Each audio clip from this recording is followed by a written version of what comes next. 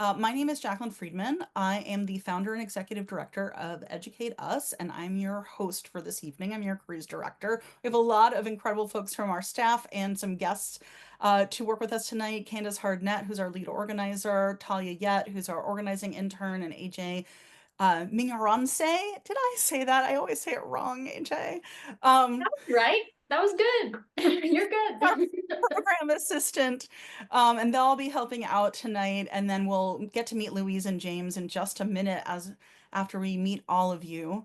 Just a couple of things about how this is going to work. If you have questions, you don't need to hold them until the end. We will have a specified time for Q&A, but you don't have to wait until we ask for that. You can just put your questions in the chat, and we'll be keeping track of that as we go so that when we have moments to answer them, you'll have already submitted them. So don't be shy about questions. We won't be able to always answer them immediately, but make sure to put them in the chat when you have them. Okay. Don't be a jerk. That's what I always say at the beginning of these things. If you're a jerk, we're just gonna bounce you. So like, don't waste anybody's time. It's not gonna work. Yeah. And what we're gonna do is we're gonna start from the big and get to the small. So this is a no means no event. Educate Us. We host these events monthly. They're for learning things that make us better advocates for sex education, because that's what we do here at Educate Us. We're building a movement for sex education around the country. We do that in a number of ways. We help to elect school board candidates who will be sex ed champions. We work with local and state level organizers to power up your work and get you the stuff you need. We also work with individuals who just want to place in the movement, which is also what these kinds of events are for. We do other advocacy work as well, and we're really loved having you here tonight as part of our work. And this is going to be a tight hour. We believe in starting and ending on time. So we're going to start. The thing we're learning about tonight is relational organizing, which is a fancy word for friend banking, for you talking to people who already know you and trust you about something you want them to do, because it is just so much more effective than us strangers to them doing it. And we'll get into that a little bit. So we're going to talk about what it is, how it works. We're going to hear from folks about how it works. Then we're going to get in the nitty gritty of how it works. And then we're going to practice it all together on a new campaign we're launching tonight. So that, and before we launch the campaign, we'll take Q&A about relational organizing as a general idea. And then after we launch the campaign, we'll obviously take questions about the campaign itself. So keep the questions coming in the chat. But for now, I want to bring in Candace into the conversation because this campaign is Candace's baby. And Candace is definitely a passionate advocate for relational organizing. So Candace, tell me why you're a nerd for relational organizing. I heard Jess McIntosh say something. I was in a meeting just the other day, and Jess literally said, relational organizing is literally the only thing people care about right now. It's the only thing that works. She said it's so important because people don't trust anything or anyone, rightfully so, unless they know them. And so the power of relationships is so important to utilize in our advocacy work because, and if you were at our no means no session last month, when we have these compassionate conversations, the next step, the organic step, is to ask the person that we're talking to get involved in some way. And so I love relational organizing. We do it organically as human beings. If you've ever invited a friend to a party because another friend told you that the party was happening and to invite a friend, you've done relational organizing. Not for advocacy, but that's relational organizing. That's telling someone about something that you find valuable, that you want to attend, that you're asking them to attend with you. And so I love the phrase that the power of the people is greater, stronger than the people in power.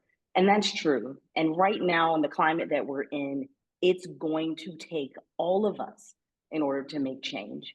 And that means getting the friends that are usually not involved, getting them to get involved. So, And yes, that's I why I know love that it. we had talked about this internally, but we read some research that came out recently that like three-quarters, I think, was the number of the people who feel like the country's going in the wrong direction, that things are bad, that don't think that Trump should be in charge, and his cronies that are anti-MAGA would like to do something but literally haven't been asked, right? They Yep. literally haven't been asked They have not been asked to do something. And so I know that sometimes I feel shy about asking my friends to do something and like bothering them. But the reality is what we're hearing from the ground is that they want to hear from you. They want to know that there's something concrete they can do, especially if it's not hard. And that it's a great relief to friends to be given a little direction. Absolutely. In this climate, we have to understand that people are waiting for an invitation. We have the invitation. We have to give it to them. It behooves us to give it to them. People don't know where to start. A lot of folks are like, well, everything seems so big. And then also understand, I've said this before, but advocacy is honestly that's privilege. A lot of us have the privilege to be advocates. We have the privilege to be activists.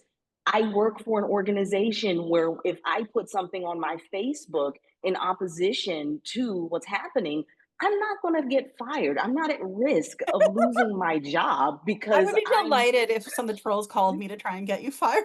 right, right. Like, and that's a privilege, but everyone doesn't have that. At one point, I didn't have that privilege. And so there are people that want to get involved that see the big stuff and they're like, I can't do that, so I'll do nothing. But if you can show people an easy in to get them involved, a lot of times they'll be thankful to you. People feel so helpless right now. They'll be thankful to you. And that's one more person for the movement. Yeah, I was just talking to a friend about this weekend, um, talking about how I feel like oftentimes what I have to offer feels too small and like not enough. And I said, I feel like I'm showing up to empty the ocean with a teaspoon.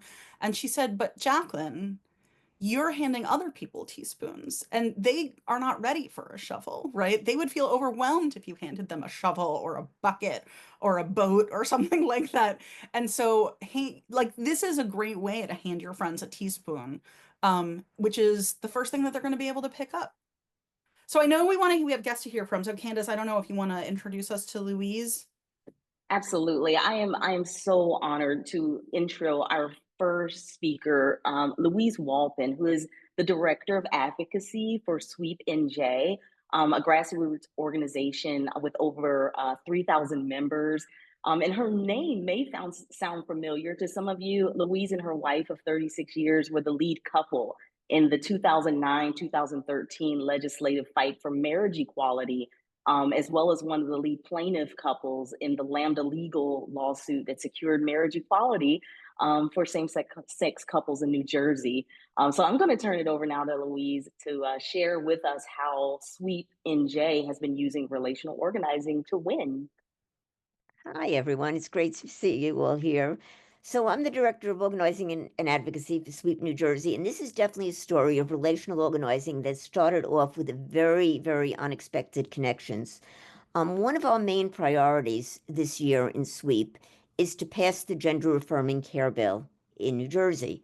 So it was brought to my attention that there were other groups whose calls to actions were on social media about gender affirming care, but one of the groups was referencing um, an older, I'm just going to share my screen. I just realized I didn't do that. Let's see. 1 second. Okay, share. Okay.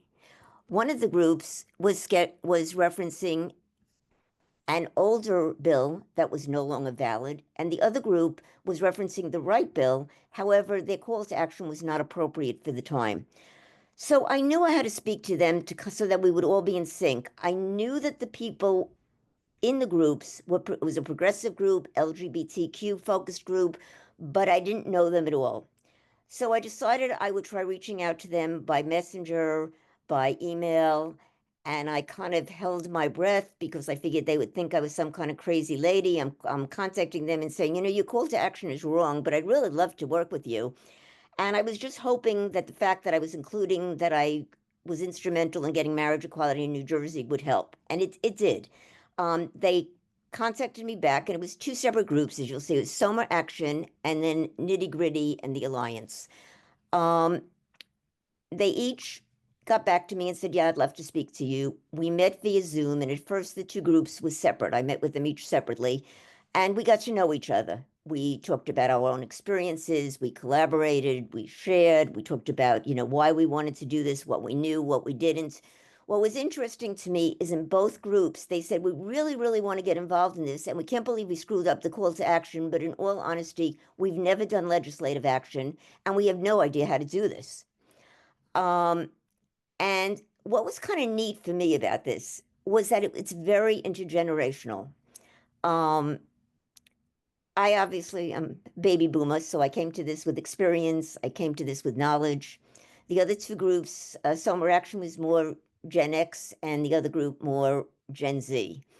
After speaking to them each individually, I said, I'm working with this other group too. How about if we all join together and we form our own little coalition? We all have the same goals. And they said, great. There was definitely mutual respect, and we really all understood the benefits. I had the experience, they had the technology and the ability to think out of the box, which I don't have in today's. I can think out of the box, but I don't have the technology to do it. So we had this mutual goal in order to move the bill in our Democratic legislature where it's not moving. We knew the barrier was that the Assembly Speaker and Senate presidents are very reluctant to move this bill because all Assembly seats and the governor are up for election in November. And even though we have a blue trifecta in New Jersey, they have bought into the myth that trans people caused Kamala to lose the election. So we somehow needed them to believe that the New Jersey constituents want this bill to be passed. We began to strategize. I shared my thoughts that I had this vision of really doing a very, very coordinated effort, just targeting the Senate president and the speaker, and really letting them know that people wanted to be heard, but not like how we usually did calls to action, but something that could be time focused, so they were getting calls throughout the week. I had no idea how to do this. It was kind of like this brainstorm because I said, when a legislature hears from one person, they know there's a whole lot of other people behind them that have the same belief. And the people, the Gen Z people said, "Oh, well, we can make this happen really easily.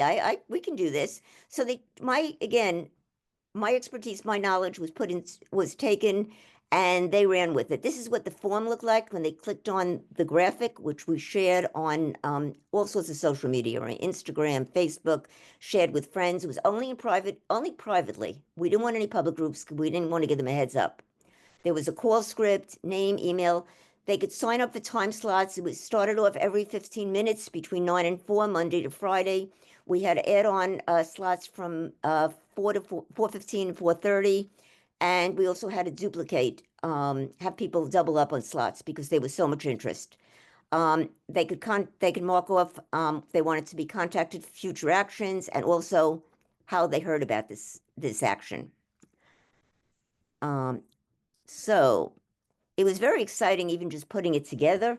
But here's really the exciting part. And I mean, this is one of the few times that I can actually say that we could see relational organizing on a pie chart and really see how it works. We had 200, I'll say we planned this for a week.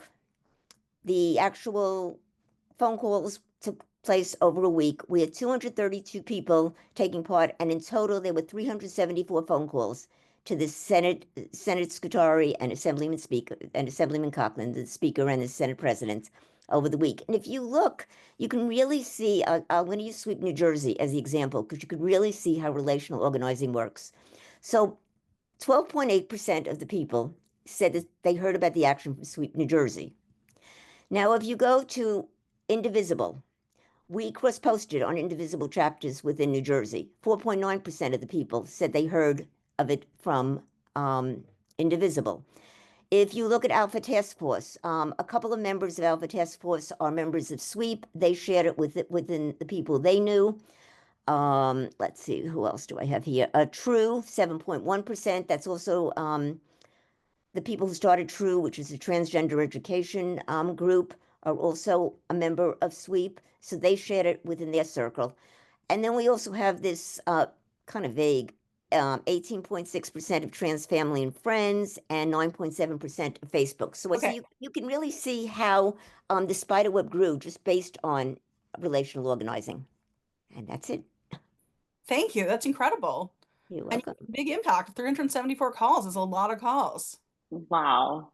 Did you hear anything back from any legislators about We haven't yet. I have a couple of calls out to try to find out whether or not, what kind of impact it made. And, we've actually have our next steps already planned depending on what we hear. That's incredible. Well, keep us posted. We are cheering you on. I will. Thank you. So yeah, you can see how formally or informally, when people talk to people they know and trust, that's where the magic happens these days. Just like Candace said, that Jess McIntosh said, who's on our board, uh, it's the only way to cut through the noise right now, honestly. We post things to social media calling for action, and we see that people like them, people share them, and that's all well and good, but we're not trying to be influencers on Instagram. We're trying to get them to do stuff in the real world.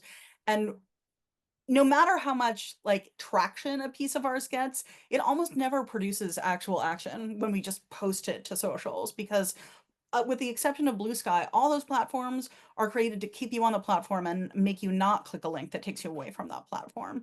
And also, it's so easy to feel like you did something just by resharing, right? Like people reshare and they feel like they did the action instead of taking the action that is actually impactful. So that's what we're here to learn about how to do tonight, is cut through all that noise, cut through all of the sort of suspicion of the news media. Everybody is sort of in a defensive crouch in terms of just a fire hose of information right now. And we're here with the one technique that is working right now to cut through that. So we're going to hear, I think in just a second, from James at Empower, which is the app that we're using to make this really simple for you. But Candace, do you want to add anything to the nuts and bolts before we bring James in? Just one thing. I don't know if anyone heard what Louise said about doing this kind of under the radar. I think relational organizing, I want to highlight the fact that if you're trying to do something that you don't want the opposition to know about right away, relational organizing is perfect because it's friend to friend, trusted source to trusted source.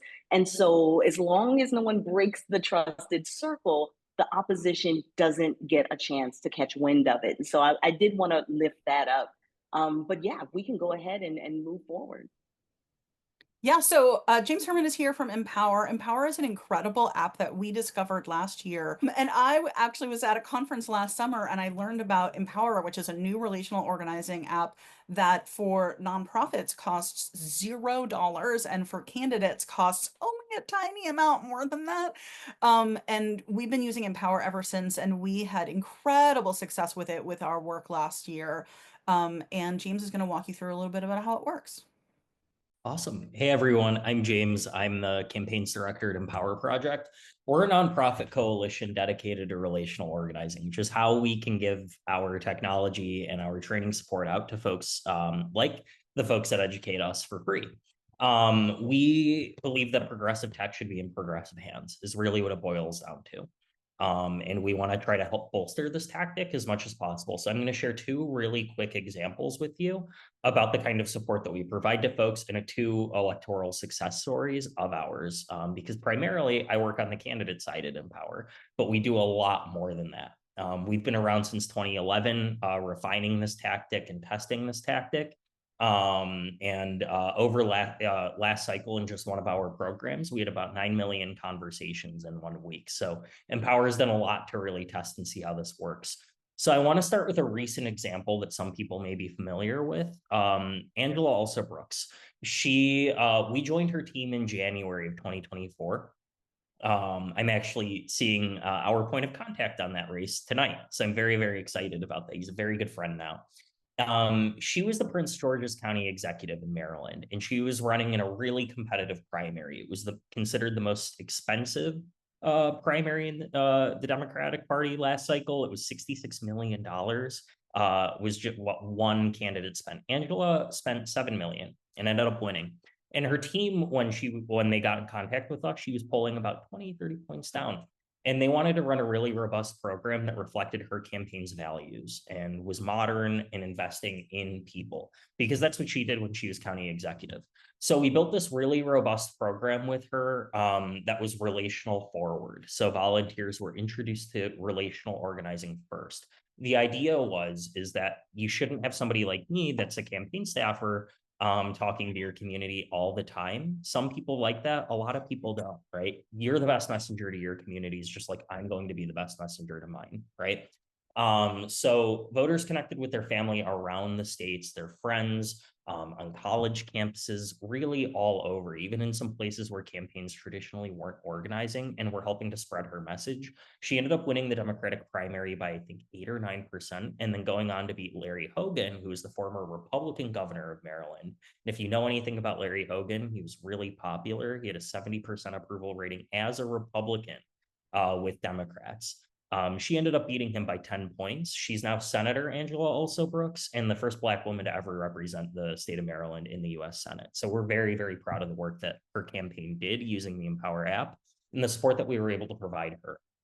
Another example, pulling it down from something national to much more local races, is in 2022, we partnered with the DLCC. This is the Democratic Legislative Campaign Committee. If you're interested in reading about our partnership, we have an article on Democracy Docket. You can also go to our website and learn a little bit more about it. But the DLCC faced a few challenges in 2022. The biggest one being that the party in power usually loses seats. The DLCC was facing that challenge and decided that investing in community organizing, quite frankly, which is really what relational organizing is, right? It's when we all talk to our friends and family and putting the volunteer at the center, right? They thought that that might be able to push back against the Republicans. They ended up being right. For the first time in history, Democrats were able to prevent any chamber from flipping to the Republicans, and we actually flipped chambers in Michigan, Minnesota, and Pennsylvania, which were some of the states that we ran some of our largest, most successful programs in. And these were run on a campaign by campaign basis. This wasn't the party coming in and saying, run your campaign this way. Each program was a little bit different. I remember in one campaign, the candidate specifically after redistricting needed to go and talk to communities that they weren't a part of, that didn't know them. And that was where their program was the most robust. So this is something that can really help you not only empower yourself, but empower the people around you to really take charge of the process and try to make good. And I feel like electoral changes are really tangible, but we can also do this around issues. We can do this around a lot of different things. There's a lot of success stories, and I only had a few minutes, so I wanted to just highlight 2 really simple ones for folks. But I'll be around in case folks have any questions. And you're also more than welcome to go to our website and reach out to me. Thank you, James. Yeah, I mean, we're just really inspired. I didn't know you were working on the Angela Also Brooks campaign, so thank you for that. That's incredible. Yeah, That must feel absolutely. great. Yeah. That felt very good. All right, we have time for your questions now. In the second half of this show tonight, we're going to launch our own campaign, and you're going to get to hands-on practice with Empower to do our relational organizing campaign for Sex Ed for All Month, which it is right now. But right now, we want to take time and make sure that we have time to answer your questions about relational in general. How does it work? How could it work for you and what you're working on before we get into the nitty-gritty of the specifics of our campaign? So if you have questions, put them in the chat. What do you want to know about relational organizing? What are you thinking? What's coming up for you? Or are you thinking about work you're working on and how this could work for you? If not, how can we convince you to do that?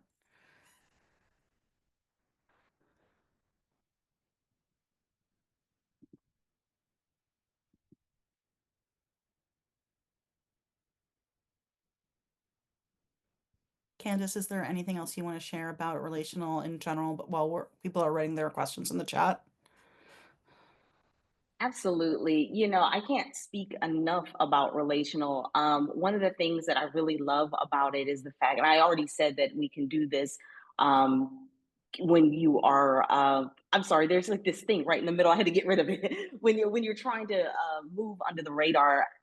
One of the coalition members of the Gwinnett Coalition that we're doing actually responded or made a comment. Thank you, Harley. We're using relational right now to send around a direct action. So you can couple relational organizing with almost any type of advocacy. So don't think that it just has to be like a one straight thing, For instance, I've encouraged our candidates to use relational organizing to do invites to like house parties or to boost their socials. And so, I mean, the options are endless, absolutely endless.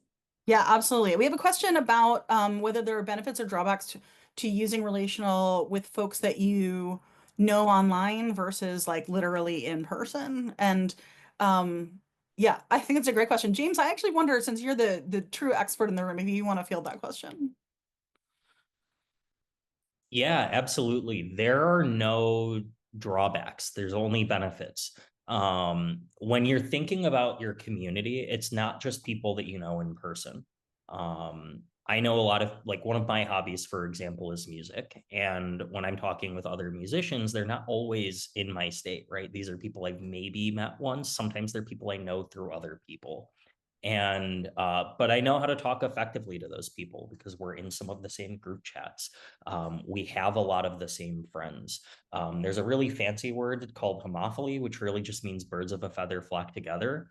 And all of those people are my people, so I know how to message effectively to them.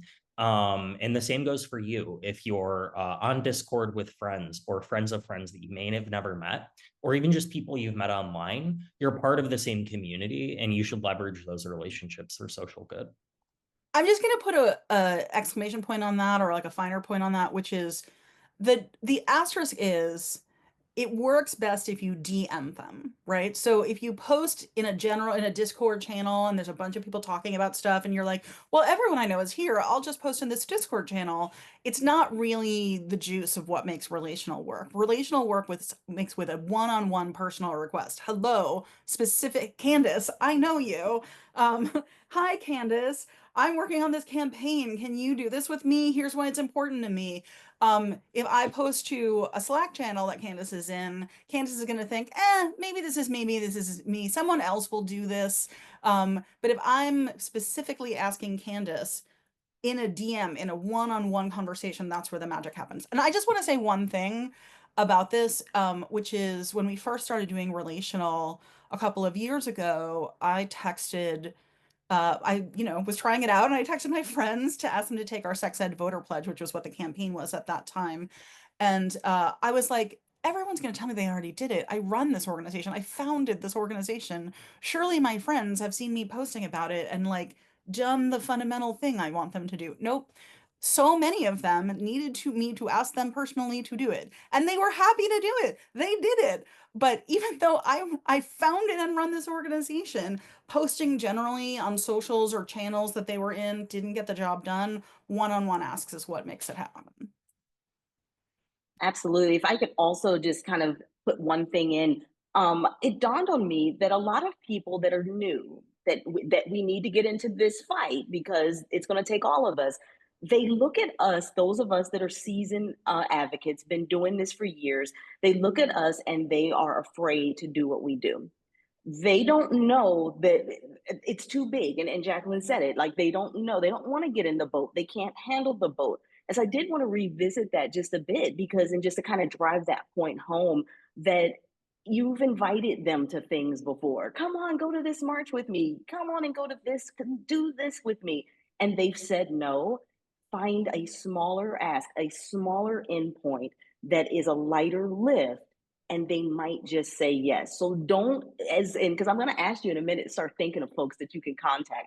Don't exclude folks just because, well, they said no to me when I asked them to go to whatever. It's still open. We're going to do a real small ask in a minute. And so everybody's on the table for this one. Yeah, it's true. The thing we're going to ask them to do for this campaign takes like 2 minutes. Um, should we transition to that? I don't see any other questions about relational, so I feel like unless anyone else has something they want to add, we should get into the campaign. Let's do it. All right, Candace, take it away. Walk us through it. What are we doing here, Candace? All right. So I know that some of us are visual learners. Some of us, we need to hear it. I've got it all. In a minute, I'm going to bring up a slideshow. Not quite yet, but I put a link in the chat. You can click on that. That's going to take you to a campaign explainer. We're launching for sex ed for all month, which is right now in the month of May, our Send Sex Ed to Your School Board campaign. And what does that mean? Well, first of all, let me kind of back up a little bit. Our awesome youth advisory board a couple of years ago, or about a year ago, created what we call a Sex Ed 101 guide for school board members. And I'm also going to drop the link to that. It lives on our webpage. And what this is everything your school board member would need to know in order to expand and defend sex ed in your community. This is so important because just what Jacqueline said, it includes model policies. As someone who has fought and won local policy change and expansion on the local level, I will tell you that almost every time I brought up, because I'm bringing good ideas, right? Let's make marriage equality. Let's make it so that people who work for the city get benefits for their families if they're same sex. Well, is there a policy in Atlanta? This is what I would always get, that we could just adopt and tweak. Model policies are included in this document. And so when you send this to your school board, we're going to actually do it. You don't have to do it. We do the heavy lifting. You fill out the form, read through it, fill out the form. We send it, we tag you in it, we CC you so they know it's coming from a real constituent. It's not just us cold calling school board members. And we say, there's someone in your area that wants better sex ed. And I should emphasize, Candace, can I jump in and emphasize, Sure. we will look up the email addresses of your school board members for you. Um, you don't even have to know their names. You just have to know that you want your school board to be doing a better job on sex ed or hold the line on sex ed if they're doing a great job already. That's all you need. You fill out our form. We do the rest. We connect you with your school board members. Absolutely. Go ahead and fill that out. If you have never filled it out, fill it out right now tonight. It's and see how easy it is. It's a couple of questions: your name, your zip code, your address, and we'll do the lifting for you. And your school board members will understand and know that someone in their area cares enough that it's on the radar that they can't ignore it. That's our goal this month. We want everyone all across the nation to send these guides to their school board, their local school board members. Like I said, we're going to do it, but we need your help. We need you pushing for this to go out to your friends, doesn't matter where they live in the country. We need you to send it to them, ask them to sign the form. We'll send it out to the school board members, and we're going to see some real change. The good thing is it's available in Spanish as well. You see that on the website. So if you have friends that maybe have a language barrier and they don't know what's in, they're not going to send something that they can't understand. They can read through it in Spanish, understand what they're sending. We send it in English to the school board member. So that's our campaign this year. This year, we're taking direct action together so that we can make some real change. And we want you to send this guide far and wide. And what we're going to do tonight is we're going to use Empower. It's already set up, and you're going to get an opportunity to put hands on using Empower to send this to at least 5 friends. And for those that do it tonight, we're raffling off $25, a $25 gift card. We're going to do a little random raffle for $25 for all the people that will be entered if you do at least 5 friends through the Empower app. We need to see you in Empower. That's how we know you've done it. And also, you have to be here at the end for the raffle. Absolutely. Got to be present. Got to be present to win. Definitely. Any questions about before we move into like the how to get on Empower? I know everybody's probably excited. Y'all are excited to like get your hands into this app. I mean, you should be. Is everybody able to see that? That QR code should lead you directly, if you scan it on your phone, directly into the Empower app. If you don't have it on your phone, it's going to ask you to install it. So go ahead and take a moment to install Empower on your phone. That little and you can also symbol, use the link in the chat. Yep, or use the link in the chat, or if you want to type in the URL, it's there on the screen as well. I think people are already there because you dropped the link a few minutes ago. Perfect. So if you've got it, you've already installed it on your phone, you're ready for the next step. It's going to tell you to join the EducateUS Empower log in, invite code, educate us, and you should start seeing some stuff that looks like this on your phone. Get started, go ahead and press that get started link. It's gonna want you to create an account. So you put in your phone number. If you rather use email, you can. You would just toggle to the use email instead.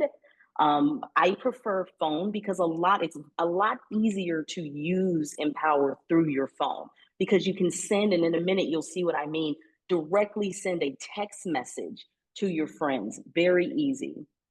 It's going to ask for your zip code. Type in your zip code, as well as if it asks you again for that, educate us is your invite code. I don't want to move too fast ahead of anyone, so let's do about a 30-second dance party, AJ, if we can get that going. I'm not sure if you still have capability. Candace, I really Yeah, don't are think we?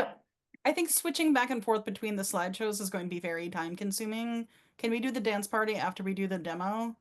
Sure. Okay. Sounds like a plan. Well, let's move forward. It's going to ask you for your name. You can also use a nickname if you prefer. And then you're able to be exposed and get into the actual action where you can get started with taking action for sex ed. One of the first things you're going to do is sync your contacts. Let's go ahead and sync your contacts. It's going to bring up your network. Now, I know it says 10 people here, but earlier I asked you to think of about 5. So what you should be able to do is scroll down your list.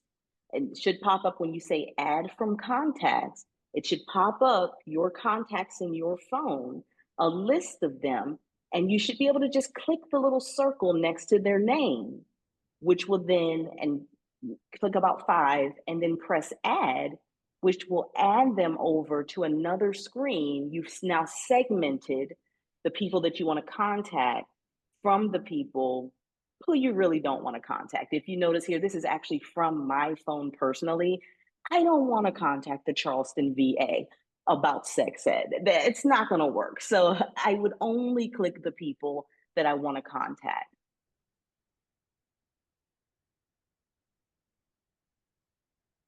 Once you got those folks in there, you're ready to press on one of those names. Candice, we have a question. For people who are already on Empower, what do they type in the app to find this? Yep, educate us, no space. Yep, so if you're already on there, you can just, when it says what's your invite code, educate us, no space.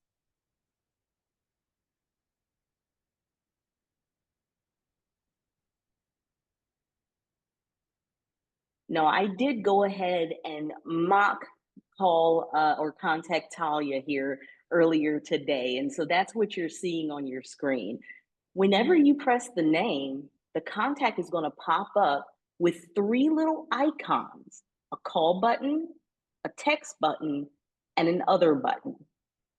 You get to choose how you want to talk to Talia or whoever your contact is. Mine's Talia.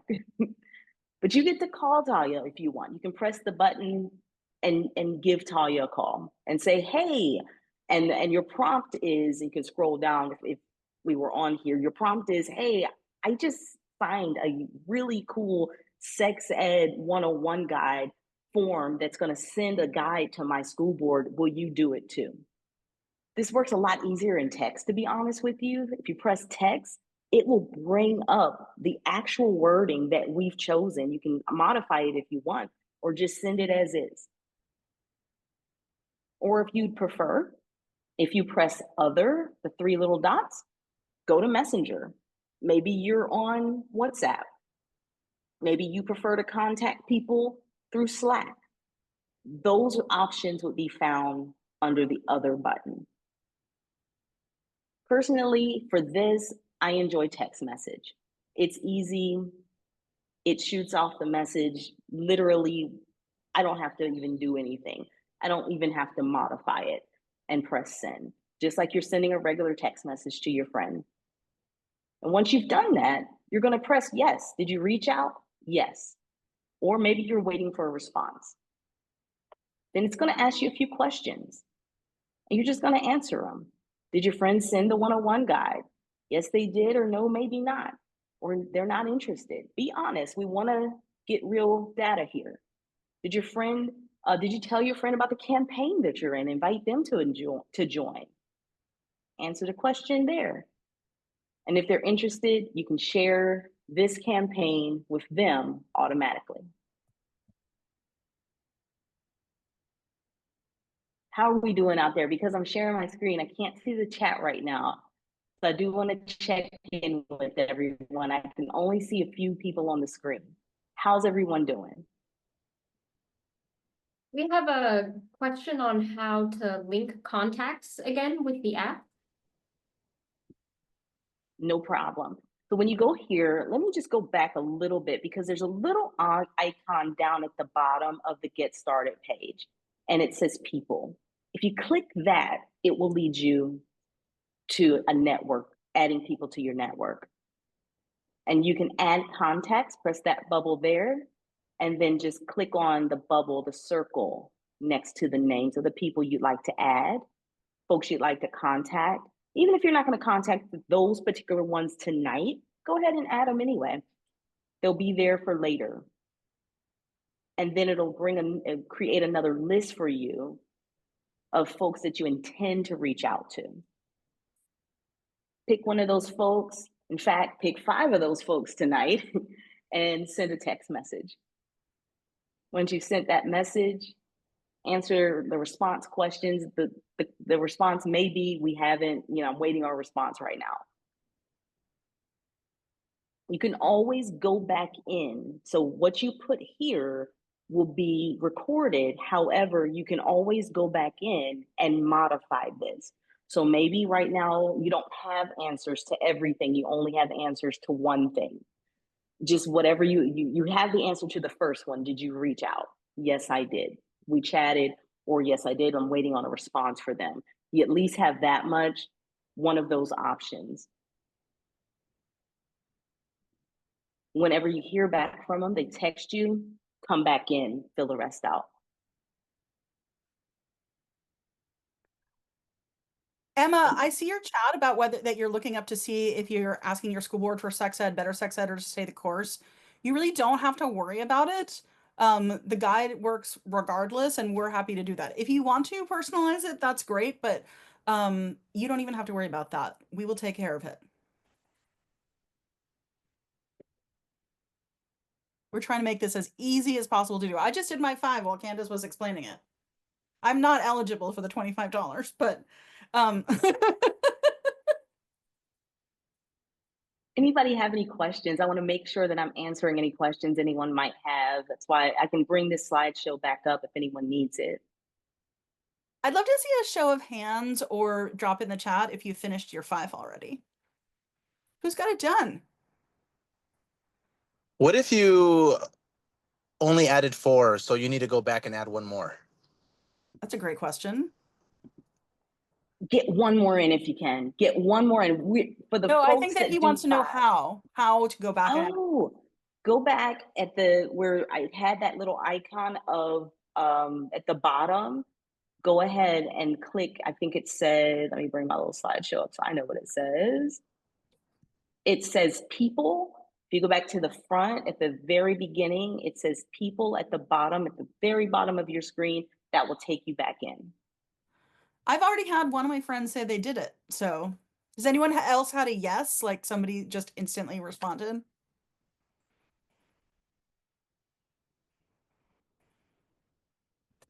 Jennifer, yes, excellent.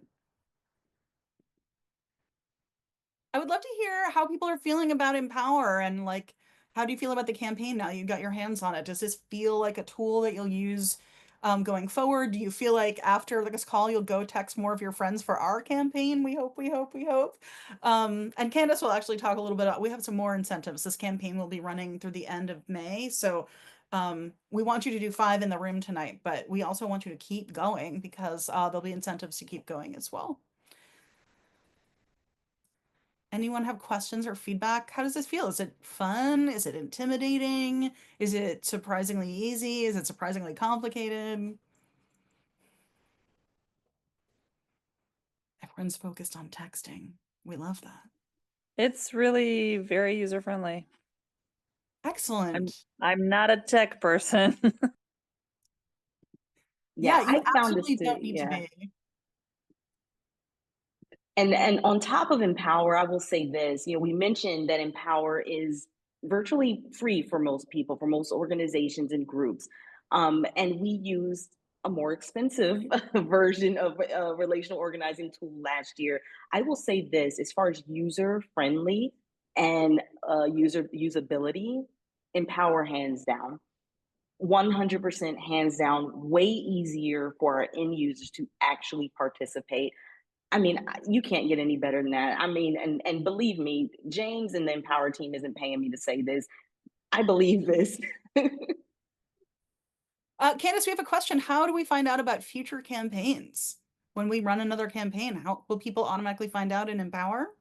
Absolutely. I love that about Empower as well. Matter of fact, we have a couple, like a little over 1,000 folks that are in our Empower campaign that previously, and in about, I don't know, 30 minutes, they're going to get a message saying we got a new campaign up, and you would be added to that list. And so I didn't want any of them having access to this campaign until you had access to this campaign. Because I didn't want anybody that wasn't going to be present to be eligible to get any kind of prize. So James, there's a question here about data. What data is being collected and stored? I wonder if you can speak to that. Yeah, that's a really great question. So part of the joy of being a nonprofit is that we're not like Facebook, we're not like Google, we're not like other companies, because we're not going to monetize your data, we're not going to share your data. And we understand that we're working with really private data. So what we get is whatever's in that contact. So generally that's just first name, last name, phone number. Maybe you have an address on there. We may have that address as well. Outside of that, your conversations are totally private outside of what you report back. So let's say I'm relationally organizing my mom.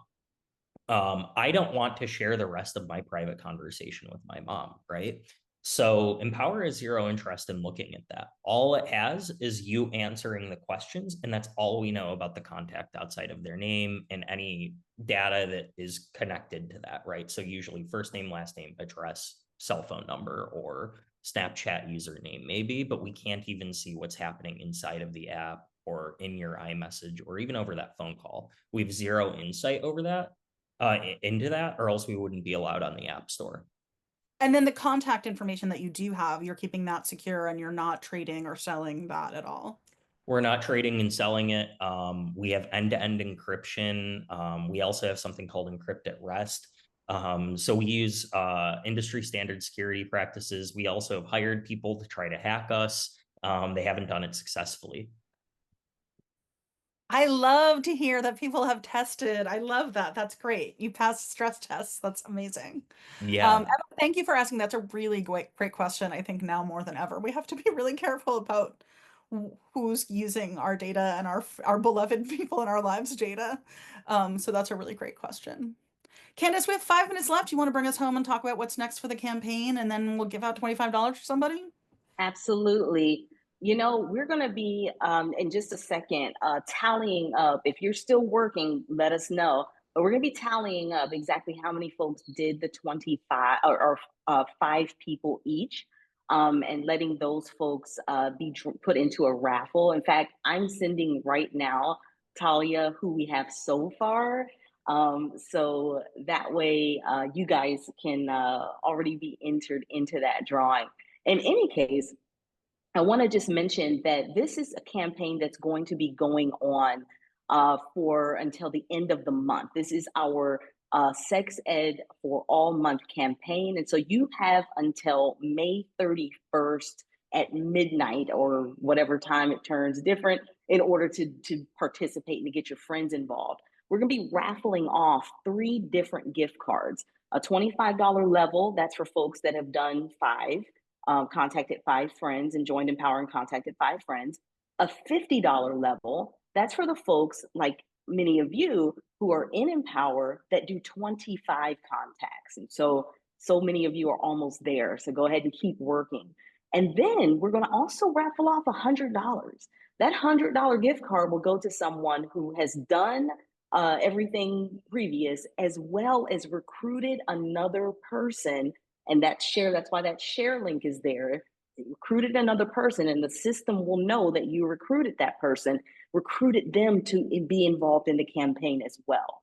So we are multiplying ourselves. We're getting everyone involved in this. And absolutely, let's go ahead and drop that link in the chat. And So if you didn't follow that, we have an explainer about how the campaign works and how the incentives work, and that will be coming in the chat imminently. So please keep it going. If you found this easy, if you found it interesting, if you want to practice and feel the power of relational organizing, which is the only thing that cuts through right now, if you want to get your friends to get sex ed defended in their communities, this is a great campaign. You can do it while you're sitting on the couch watching TV. You can do it in the morning or late at night. You know, you can do a couple here, a couple there. It's so easy to do. It's on your own time, and the more you do, the more impact we make. And it really matters. I mean, I just want to say, like, school board members don't get emails like this all day long. They don't.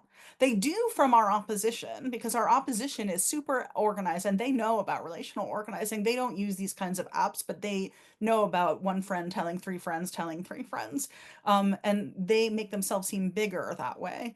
But your school board member, this is going to make an impact on them, and your friends' school board members as well. If you're looking for something that feels like it actually matters right now, please do this. All right, how are we ready for our raffle? All right, hit that spin.